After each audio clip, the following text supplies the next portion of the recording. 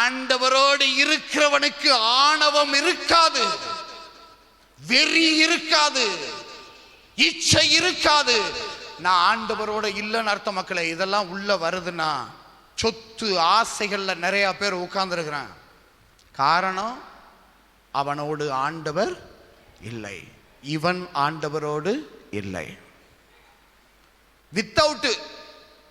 Without அவன் காளி டப்பா. அதனாலதான் ஐயோ ஐயோன்னு பதறுது.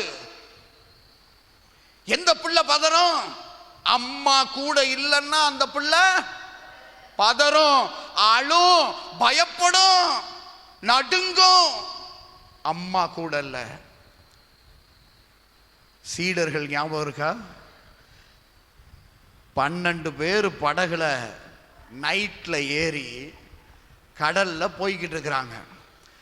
படகுல நைட்டு நேரத்தில் அப்படி 12 பேர் செட்டா டூர் போற மாதிரி போகும்போது, நம்மெல்லாம் டூர் போவோம் பார்த்தீங்களா, வேன்ல ஏறி இளவட்ட பிள்ளைகள் அல்லது ஒரே செட்டு பிள்ளைகளை மொத்தமாக டூர் அனுப்பினோம்னா போகும்போது என்ன செய்வாங்கன்றிய?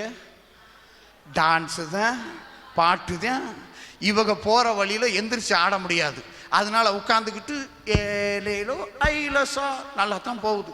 அப்படியே போய்கிட்டு இருக்கு. நடு கடலுக்கு போன உடனே என்ன வருது?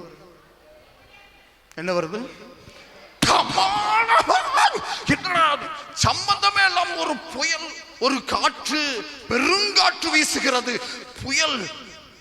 அங்க படகு தத்தளிக்கிறது. இப்போ ஏலேலோ ஐலசாவ காணோம். ஒரே சவுண்டு. அதான் ஏன் பயம்?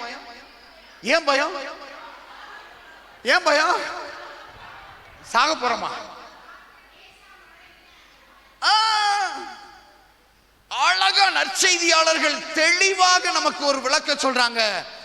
அவர்கள் நடுங்கினார்கள், ஏனெனில் இயேசு அவர்களோடு இல்லை.